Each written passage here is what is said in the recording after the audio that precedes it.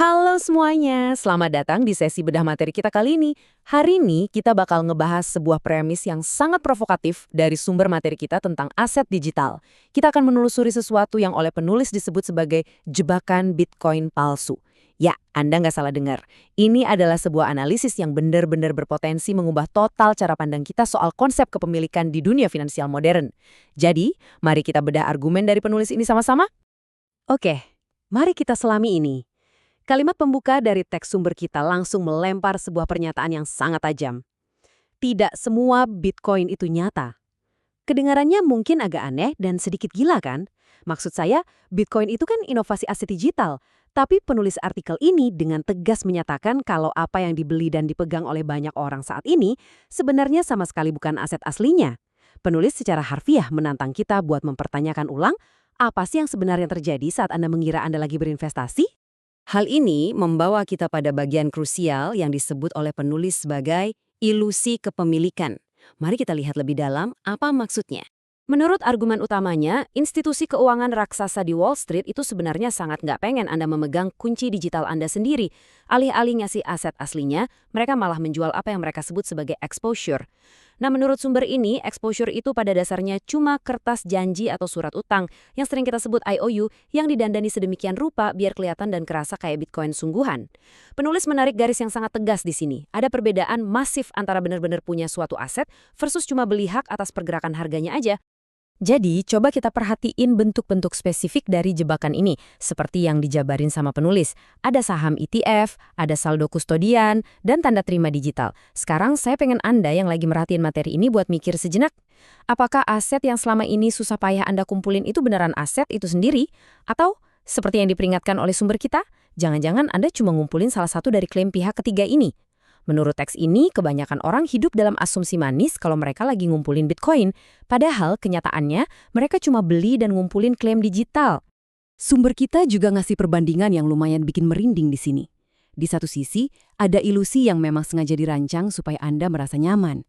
Semuanya dikemas rapi, kerasa aman, dan sangat profesional. Tapi di sisi lain, ada realitas pahit. Saat krisis besar benar-benar menghantam, menurut teks tersebut, Anda bisa aja berakhir dengan tangan kosong dan kehilangan segalanya. Penulis ngasih peringatan tanpa kompromi. Dalam situasi krisis, tanda terima digital itu benar-benar nggak ada artinya sama sekali. Nah, mari kita beralih dan melihat bagaimana hal ini terbangun secara historis. Karena ternyata, penulis menyebut ini sebagai sebuah trik yang usianya sudah berabad-abad. Penulis menarik garis sejarah buat nunjukin kalau fenomena ini sama sekali bukan barang baru.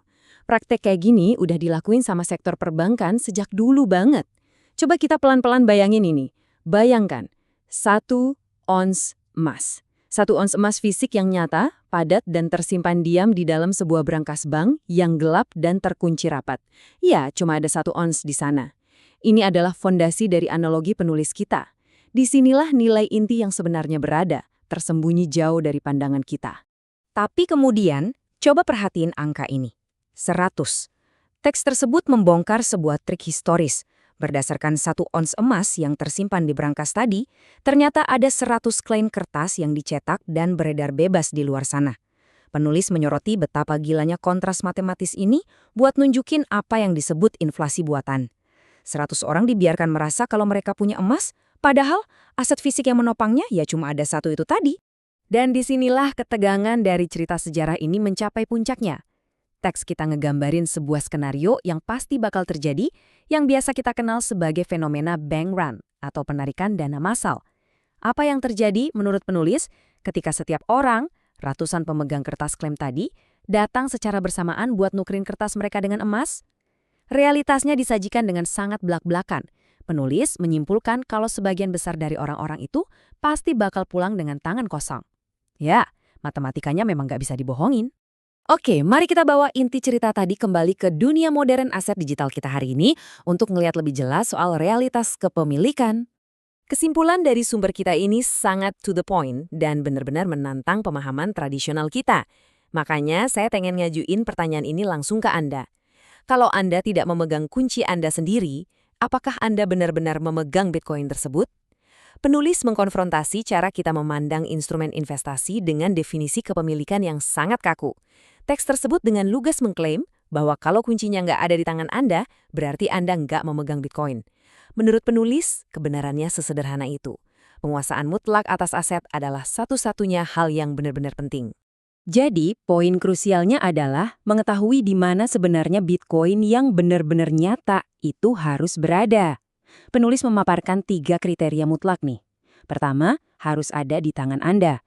Kedua, harus berada sepenuhnya di bawah kendali Anda. Dan ketiga, harus diamankan oleh kunci Anda sendiri. Penulis ngebandingin ini secara tajam dengan betapa berbahayanya ngebiarin aset Anda hidup di dalam berangkas milik orang lain. Menurut sumber ini, Bitcoin sejati itu nggak hidup sebagai sekedar angka di dalam ekosistem milik pihak ketiga.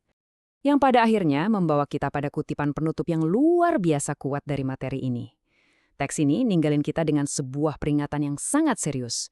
Satu-satunya jebakan yang lebih buruk daripada tidak memiliki Bitcoin adalah berpikir bahwa Anda memilikinya padahal sebenarnya tidak. Coba deh tanyakan pada diri Anda sendiri, sejauh mana investasi yang Anda yakini sangat aman saat ini sebenarnya hanyalah sebuah ilusi kepemilikan? Terima kasih sudah meluangkan waktu buat membedah topik ini bareng saya. Teruslah mencari tahu dan pastikan Anda benar-benar mengendalikan apa yang menjadi hak Anda.